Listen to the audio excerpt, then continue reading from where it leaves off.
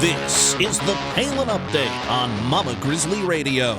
I'm Kevin Schola in the new Full Battle Rattle studios. Senator Orrin Hatch, he is doing good in terms of trying to get a balanced budget, and he has been for the last couple of decades. And he's pushed hard for some fiscal reforms that we have got to see implemented. The Trump administration set to take over in just over a month. More and more positions filling up each day, and Governor Palin is giving a big thumbs up to many of them. Trump and his team will have to work with Congress to get things done. Today, the senior senator from Utah, Orrin Hatch, is here to talk about the president-elect, the GOP, and much more. Orrin Hatch coming up on Mama Grizzly Radio. Plus, we'll have the latest national and Alaska headlines in Sarah Palin News. We'll visit the Crow's Nest with Tanya Crow in California. Also from the Golden State, Kelly Carlson is on target. The Millennial Forecast with Sarah Hagmeyer is on the way from New Jersey, and a brand new installment of Liberty and Legacy with Tamara Colbert coming up from Texas. Welcome to the Palin Update on Mama Grizzly Radio. The Palin Update is sponsored by Full Battle Rattle. Full Battle Rattle, helping veterans suffering from combat-related disabilities through the healing power of music. Learn more at facebook.com/fullbattlerattle.abq.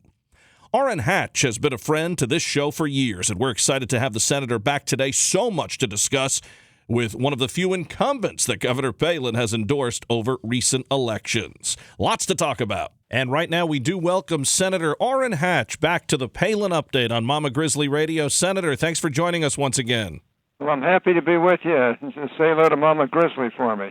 You got it. And I know she's been a great supporter of yours and vice versa. And, you know, it's funny, Senator, because I often say you get one of the biggest compliments from her because she's not one to endorse incumbents very often. She wants everybody out of there. So that's a heck of a compliment for someone like you. You know, when a lot of these radicals on the far right were condemning me last time, she came right through and endorsed me, and that shut a lot of them up.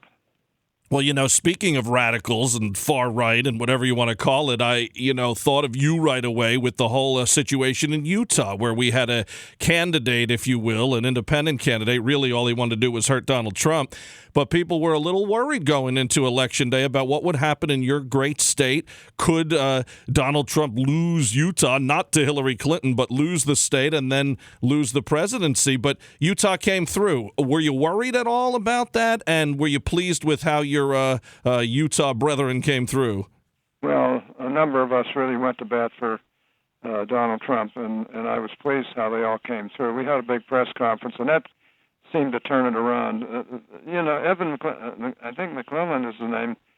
He's a really nice guy, but, all he could do, every vote for him would have been a vote for Hillary, and we were able to make that so. And then Utah did go pretty heavily under the circumstances for Donald Trump. Well, I was pleased, and I led that, and of course, I would have been mortified had Utah not gone for Donald Trump.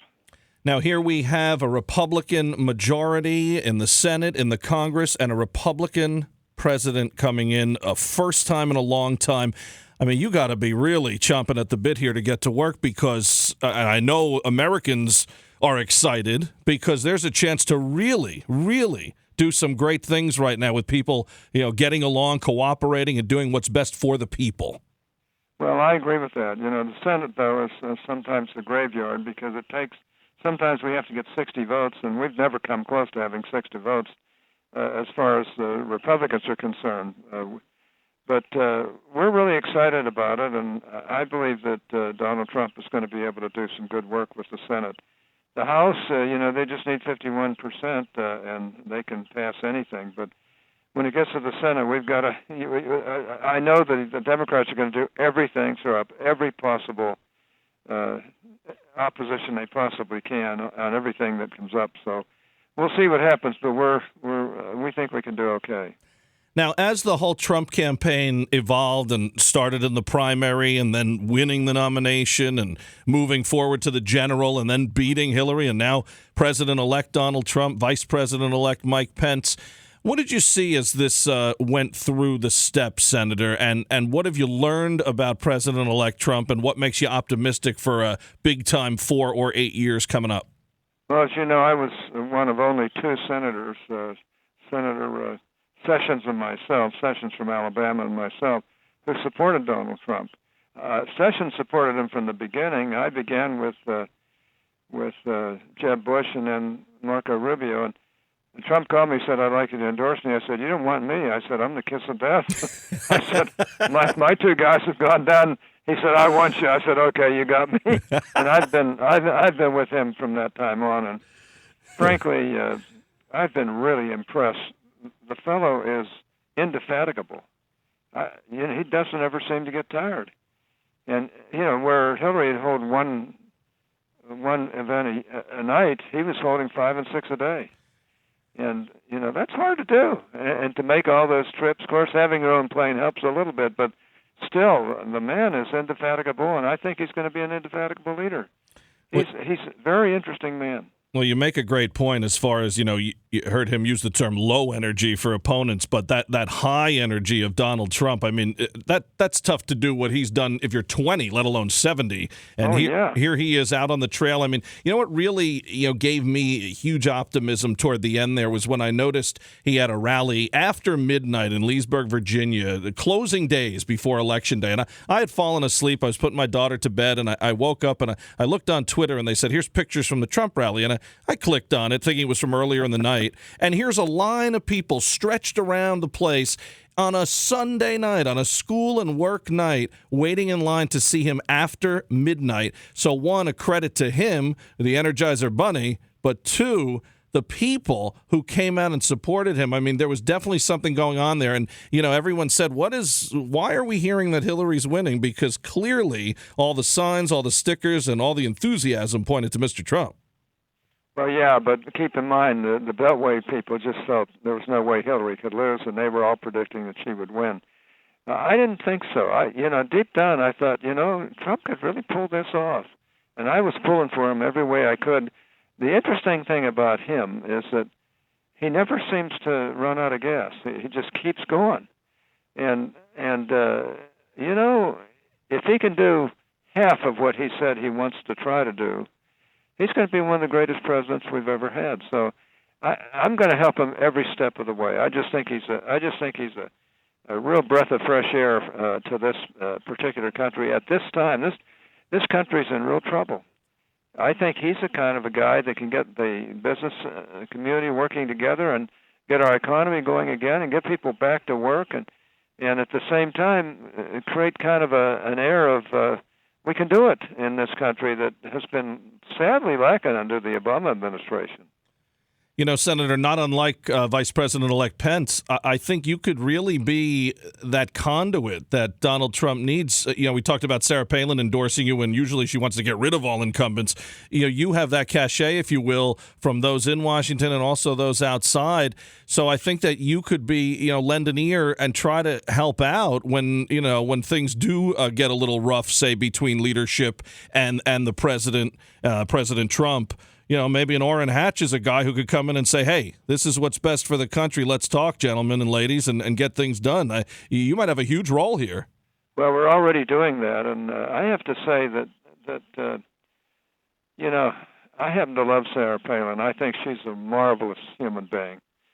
She's got guts. She's got talent. She's articulate. She's got the right philosophy. She's beautiful. There are so many things about her that you just can't help but like, and and plus she supported me at a time when a lot of people were saying I might not make it. Well, we know they made it. We won 2-1 and in the primary, and then went on and won the big election, really big, much bigger than that. But let me just say this: she's one whale of a woman, and she's one whale of a political leader, and I just hope that. If she ever needs me, I'm going to try and be there for her because she's one of my favorite people in politics today because she's honest, decent, attractive, and energetic, and she understands coming from Alaska the common people. She really does, and I do too. Having been born and raised in the East, and then learning a trade as a young man and working as a janitor through college. I mean, when Kennedy found out, and Ted Kennedy found out that I had once worked my way through college as a janitor, he said to me, Orrin, he said, you should have stuck with it. And I won't tell you what I told him he should stick with, Yeah, right. But They didn't want you passing all those he got a big conservative kick out of me measures. being a janitor. Yeah, exactly. He wanted you out of there, right? That's right. No opposition. You talk about Sarah Palin and the attributes there. Some rumblings of possibly Governor Palin in the administration, maybe Veterans Affairs. You think she would be good at that, and you think that would be a good fit if she is indeed being considered? In what position? Veterans Affairs. I think she'd be terrific at it. I know one thing: she would fight for the veterans like nobody's ever fought for them. And there's some good people fighting for them, but it'd be wonderful to have her as heading Veterans Affairs. I hope that they pick her. If not that, I hope they pick her for something else in the administration, because she's a truly good person, and she really is a very smart person, and she has the right philosophy. I'll tell you, she's a winner as far as I'm concerned. Now, you a winner as well, and we noticed, like you said, when Governor Palin stepped in and endorsed you last time around, people thought maybe you had a shot to be beat, and you came out on top and then won big in the general. People are wondering, Senator, 2018, have you decided? Could you maybe take another run, or is this the end of the road as far as public service? Well, I've got everybody in the Senate, pushing, even some Democrats have said you got to run again, because you're one of the guys who can get things done and bring both sides together. And I've got to look at it again. I said I wasn't going to run, and generally, I live up to what I say. But things have really changed. Nobody thought Trump would win. I was one of two senators who supported Trump. He's going to need all kinds of help. I'm in a position as chairman of the Finance Committee that is the most powerful position on Capitol Hill as far as committee structures are concerned, and I believe that's the committee that's going to have to, get this country back on its feet, and it's very important for Donald Trump. So, I've got to really rethink all this, and my country comes ahead of just any kind of a criticism I might have to go through, but I'm really looking at it. I had all of my rural county commissioners came in last week, and they just said, "You've got to run again. We've got to have you. We want to support you. We're behind you." And these are the salt of the earth people who really, really are down to earth, hard working, people who really love this country and are willing to work their guts out to keep it free. And I got to admit, I was really moved by these folks, and of course I love them. I mean, I've worked for them and on their behalf now for 40 years, and not just them, but in Utah, but all over the country. And I'm going to look at it real seriously, and I have a lot more I can give to this country, and that's the most important thing. I love the country. I love what we stand for. I love the freedoms that we embrace and that we want to keep alive. I love the free market system. If we can get Washington under control, we can get this country back on its feet. And I'm one of those people who I think can play a noble role in getting that done. Well, if you do decide to give it another run, we're going to back you, Senator. And two things on that. One, you like I said, all these years of battling to go in with the Republicans everywhere, I think, you deserve a chance to get in there and see some of your stuff get through that didn't in the past and was blocked. And also, you hit it on the head. Things have changed. Trump pulled this off. And, right. To repeal Obamacare and to do all these things that people are yearning for, you're going to probably need a Senator Hatch there. Well, I don't want to let Trump down. I think he's had the guts to win this thing. I've been with him right almost from the beginning. And I have to say, the repeal of Obamacare is in my committee. I mean, I'm going to have to be the one who does it. But then we not only have to repeal it, we have to replace it with something that will work better. And I have no doubt we can do that. In fact, we even came up with a bill, Senator Burr, Freddie Upton from the House, and myself, that would do the job and get the power back to the states where they run things better anyway, and get rid of all the bureaucracy that just eats all the money up. And I think we can do a 10 times better job than what was done by, the current president. He is Senator Orrin Hatch, supported Donald Trump, ready to work with Donald Trump, and possibly run for Senate again in 2018. Senator, always a pleasure to talk to you. Thank you for supporting Governor Palin, and thank you for being with us again. Well, it's great to talk to you. Give my love to Governor Palin and tell her I hope that she gets in this administration. She'll shake a few people up, and I think that's one of her great gifts. I'll tell you that right now. She has many gifts, though. She's a terrific human being, a terrific leader, and she's got guts, I'll tell you. Senator, have a Merry Christmas. You too. Merry Christmas to everybody. For more on Orrin Hatch, visit hatch.senate.gov. Now it's time for Sarah Palin News, headlines, and more about Governor Palin. Governor Palin exposes the recount hoax. Palin calls out the lying media. Palin gives her thoughts on the latest Trump selections. Remembering Pearl Harbor. Palin defends and supports our vets, while Obama and friends continue to fail them. Prayers for a former Alaska congressman. Candace Cameron Bure bids adieu to the socialist view. Palin lauds the president-elect for cutting costs. And the big news this past week, Sarah Palin will be a grandmama grizzly once again. Daughter Bristol is pregnant. Congratulations to Bristol and Dakota Meyer and the entire Palin family. To read about all of these stories, visit the Mama Grizzly Radio Facebook page. And to see any of the governor's posts in their entirety, visit Sarah Palin's Facebook page, follow her on Twitter at Sarah Palin USA, and check out sarahpac.com. Now let's head to the crow's nest. Here's Tanya Crow. Thanks, Kevin. I would like to explore the topic of hypocrisy this week, the practice of claiming to have moral standards or beliefs to which one's own behavior does not conform. So some interesting synonyms are pretense, dissimulation, posturing, insincerity, deceit, duplicity, empty talk. Now, being the mother of a 6-year-old, I found that a big part of my life where I am a hypocrite is in me teaching my daughter, trying to teach her to be a little more responsible for what comes out of her mouth, right? Words that are loving instead of mean, curse words, inappropriate words that we should or should not be using. And time and time again, she catches me doing exactly the opposite of what I claim is our moral standard for our family.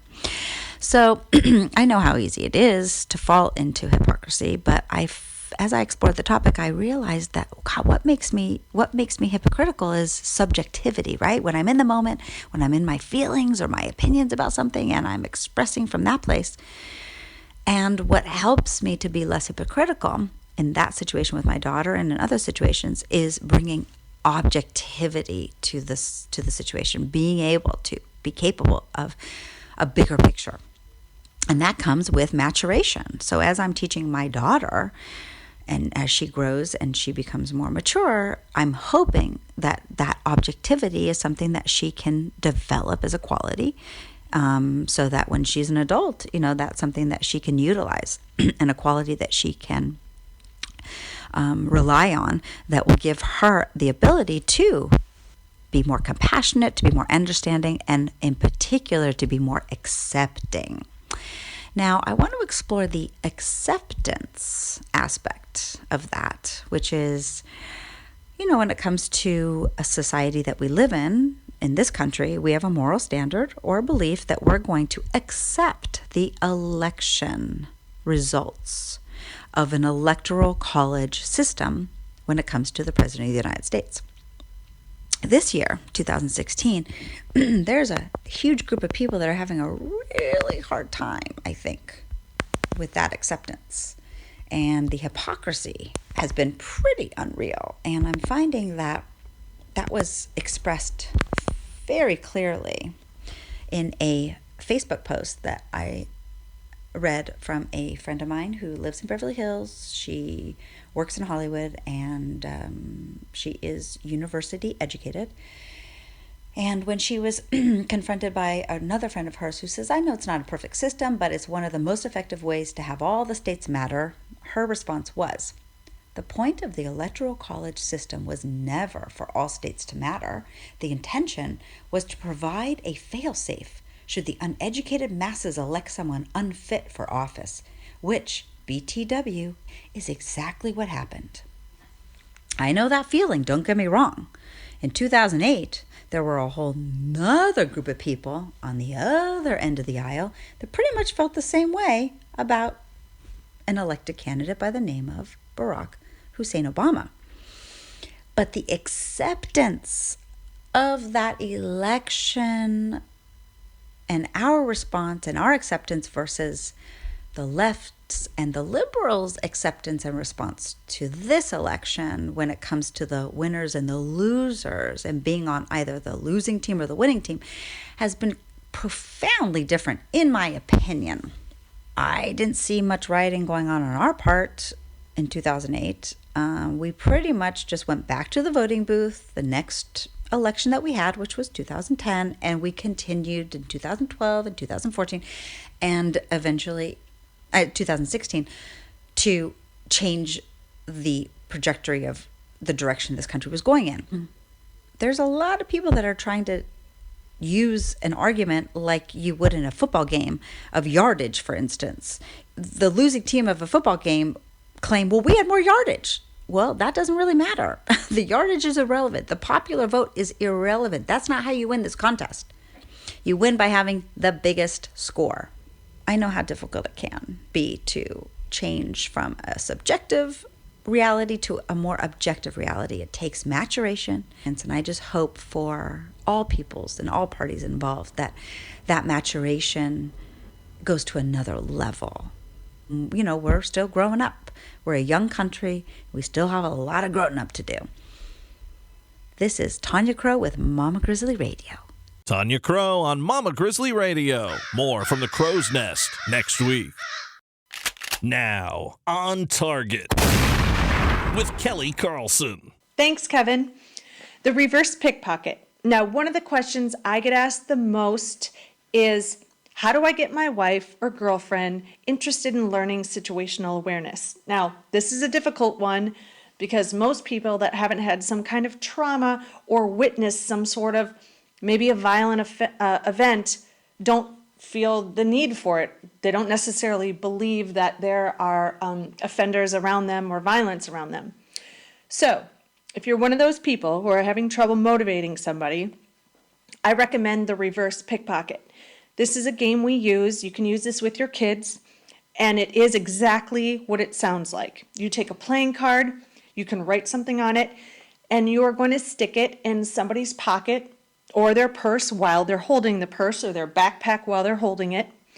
And you're going to tell them beforehand so they know when they stumble upon the card that they've been pickpocketed. This usually provokes some sort of interest and frustration as to how they allowed it to take place, because even people that don't necessarily feel the need to learn situational awareness usually think that they are quite aware of their surroundings, and we all know that's not the case. I mean, even the people that are aware, like me, I still get snuck up on by my husband all the time. It baffles my mind, but it's a perishable skill, right? So this one can be fun.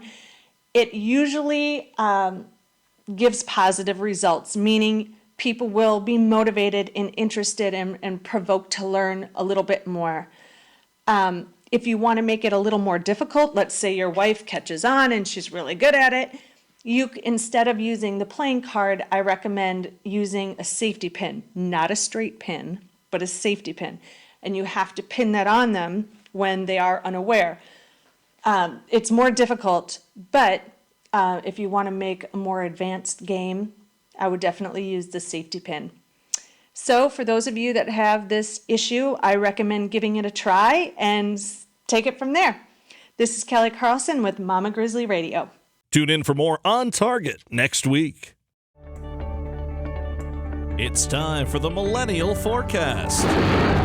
Here's Sarah Hagmeyer. Thank you, Kevin. You won't believe this. With Christmas only 2 weeks away, shoppers are finally seeing something they haven't seen in a while. Merry Christmas, actually in stores again. Target was one of the first stores I personally noticed, and other stores such as Walmart have also been recognized for joining the trend. It's been such a refreshing change since for years Americans have been forced to celebrate Christmas in a politically correct culture. That is, an attempt to not insult the other 10% of America that celebrates another holiday. This did not stop the liberals from making a stance, though. A young couple in Minnesota, for example, used this as an opportunity to share their redoing of a Christmas classic, Baby It's Cold Outside, but to emphasize the importance of consent, which has been obviously embraced by the modern snowflakes in my generation. The couple wanted to raise awareness, especially for the growing issue of sexual assault and rape on college campuses. In their opinion, the original song sounded aggressive and inappropriate. Really? A song about romance? A duet about a couple with hesitation to not end their night but to continue their romantic evening? To think it was about anything else is just absurd. When she asks, "Hey, what's in this drink?" it's not because the woman was drinking a date rape drug, but it's because it's alcohol in general. Times were so different in 1940, the culture especially.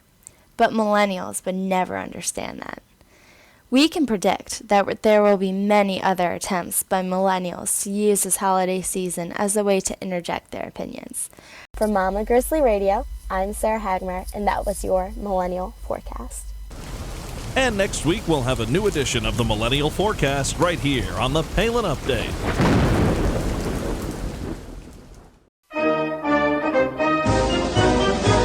Now, the Palin Update with Kevin Scholla presents Liberty and Legacy. Here's Tamara Colbert. Texas stands for liberty. This week, the Convention of States Project Texas pre-filed our Convention of States resolution simultaneously in both the House and the Senate. We got the bill in the Senate is SJR 2. The bill in the House is HJR 39. Several things that were extraordinary came together this week to make this pre-filing and our Citizens Advocacy Forum really come together flawlessly. And I have to say, it's because of the grassroots. There is one thing in the United States of America that we do really, really well, and that is we have the American grassroots. And when I say that, I mean common sense Americans who are ready to get to work, to do the hard stuff, to make this country work, to be able to live our lives exceptionally and really stand for something. And whether our founding fathers understood it or not, they really were the grassroots. And in fact, I'd like to say that the Mayflower brought the first wave of grassroots citizens to the United States of America. They didn't call it America, but really that's what it was all about. This week, our Citizens Advocacy Forum here in Texas was in Austin at the Capitol on Tuesday, December 6th. And what was exciting about this was the fact that our Governor Greg Abbott, wanted to be part of this with our Senate sponsor, Senator Brian Birdwell, with our House sponsor, Representative Rick Miller, and the sponsor for the Delegate Responsibility Bill, Representative Phil King. What was amazing is we had this all planned. We had the auditorium worked out, everything down to a T, working with the governor's people to coordinate it. So his timing for getting on stage. But guess what? He showed up early. Governor Greg Abbott showed up early. But instead of being a politician that comes in and everything's about them, he waited and he paid attention and he listened to what we were doing at our forum. It was amazing. And everybody was talking. We had each one of our legislative sponsors in attendance, talking about the session, giving folks a preview of what they can expect, helping the grassroots, the 350 grassroots, to understand why this was important to them and important for Texas to be part of the growing Article 5 movement through the Convention of States project.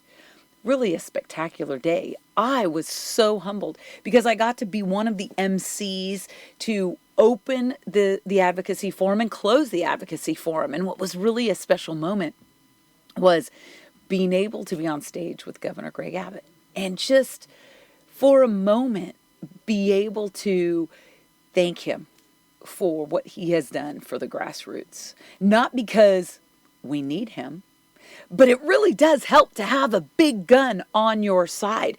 And right after the advocacy forum and we've got our press release out, Lieutenant Governor Dan Patrick puts out a press statement.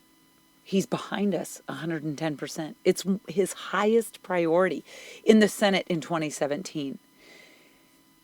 This is exciting. Why? Because those of us who are all of our volunteers, our 102,000 plus volunteers in Texas, this isn't our day job. We're moms, we're dads, we have businesses, we have professions, we're working. We had a physician who closed her practice and came to Austin on Tuesday. And when I talked with her, she explained that the only way to restore America's health care is by having a convention of states so that the states can fix the problems of the federal government. Because we know, as regardless of what we think of Donald Trump, that a single president cannot fix Washington, D.C. It's impossible. What Article 5 gives us, the special gift that Colonel George Mason left for us, gives the citizens the opportunity, the right, and the duty to make changes to the federal structure through proposing amendments.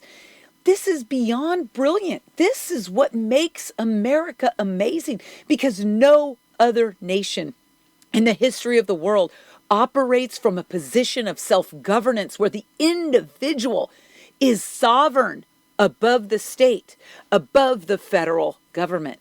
No other country in the history of the world has the privilege that the United States of America has, especially our people. And that is what makes us an amazing and spectacular nation. I am so excited to get an opportunity not to just work in Texas towards the goal of getting to a convention, but I am humbled every day and energized by getting to meet these grassroots. This is why I know Governor Palin, she is tireless in her efforts for the grassroots. She gets energized by the grassroots. Why is that? Because they're you and me. We are the grassroots. We are the people that are going to get America working, getting America back on track. It is up to us. Liberty is up to us. All these things matter. They matter because it's what makes America the most successful, the richest, the most prosperous, the most entrepreneurial, the most technology-driven country the world has ever known. And our founders gave us this gift in the Constitution. And so we're going to have opponents. And I welcome them because I'm going to do what I'm doing now, even for our opponents, even for the naysayers and the non-believers and the anti-constitutionalists. And it is my privilege, my esteemed honor to be able to serve them, even the ones that oppose me. And I'm okay with that. This week, be inspired, be engaged. Donald Trump cannot do this alone. Our Congress cannot do this alone, and we know they won't. This is why we're fighting. This is why we need to stand up, stand in the gap, and continue working. We've got Christmas coming up, but we must not rest because Barack Obama's not resting. The Democrats are not resting. They're plotting and scheming and planning opposition even now, as we're thinking about what we're going to eat on Christmas Eve, what presents we're going to get our family members who are driving across country. And we should be thinking about those things. But we've got to start being able to multitask and think about many things and thinking about the fact that it is up to us. Liberty is up to us. And we have to imagine liberty up to us as though we were the only ones standing. Friends, I am so excited. Anybody who hears this in Texas, join me, the conventionofstates.com, conventionofstates.com. We are all about it. Our session starts January 10th. It's going to be incredible. We're going to have a great year. We have training. More importantly, we have connections with each other. And that's what this is all about, connecting with each other, with like-minded.